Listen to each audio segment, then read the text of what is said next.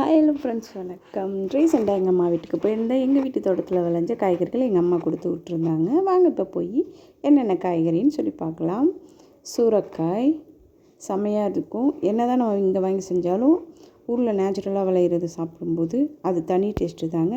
பொடலங்காய் நிறைய காய்ச்சிருந்தது. அது ஒரு எப்படி சொல்கிறது, பெருசு பெருசாக இருந்தது. எங்கள் அம்மா கட் பண்ணி கொடுத்தாங்க. இது வீட்டில் வடகம் போட்டு வச்சுருந்துருப்பாங்க போல். அந்த வடகம்னு சொல்லி கொடுத்தாங்க. பசங்க வறுத்து கொடு, பசங்க சாப்பிடுவாங்கன்னு சொல்லிட்டு. அதுக்கப்புறம் பாகற்காய் நான் கொண்டு வரதுக்குள்ளேயே 2 பழுத்துருச்சுங்க.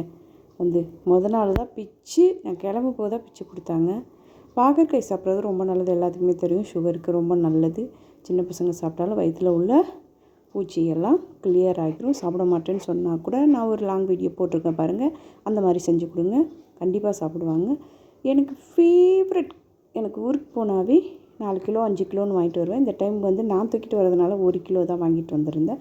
1 கிலோ கருவாடு, அதுவும் ராமேஸ்வரத்து கருவாடுங்க. என்ன தான் இங்கே சென்னையில் கருவாடு வாங்கி குழம்பு வச்சாலும் ராமேஸ்வரத்தில் உள்ள கருவாட்டு குழம்பு இங்கே வைக்கும்போதே 10 வீட்டுக்கு அங்கிட்டு மணத்துறோம். என்ன உங்கள் வீட்டில் கருவாட்டு குழம்பா அப்படின்னு கேட்குற அளவுக்கு இருக்குங்க. இது அச்சு முறுக்கு தான். ஊர் பக்கத்து உள்ள மதுரை பக்கத்து இந்த மாதிரி தேங்காய் பால் அச்சு முறுக்குன்னு சொல்லி செஞ்சுருப்பாங்க. இங்கே அச்சு முறுக்கு, சென்னையில் உள்ள அச்சு முறுக்கு சாப்பிட்றத கூட அந்த அச்சு முறுக்கு செம்ம டேஸ்ட்டாக இருக்கும். இது நேந்திரமலை சிப்ஸு. எங்கள் மாமா சபரிமலைக்கு போகும்போது அம்மா கொடுத்துருப்பாங்க போல். அதை பிள்ளைங்களுக்கு கொண்டு போய் கொடுன்னு சொல்லி எனக்கு கொடுத்தாங்க.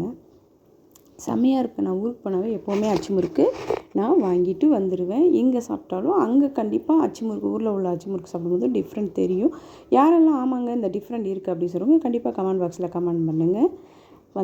இதெல்லாம் எங்கள் அம்மா கொடுத்து விட்ருந்தாங்க. ஓப்பன் பண்ண ஆரம்பித்ததுமே எங்கள் வீட்டு செல்லக்குட்டியெல்லாம் சுற்றி நின்று, அம்மா என்னென்ன வாங்கிட்டு வந்திருக்கீங்க, எனக்கும் காட்டுங்க அப்படிங்கிற மாதிரி சுற்றி நின்று பார்க்க ஆரம்பிச்சிட்டாங்க. எனக்கு அது என்ன காரணம்னா, எனக்கு கருவாடு வாங்கிட்டு வந்திருக்கு.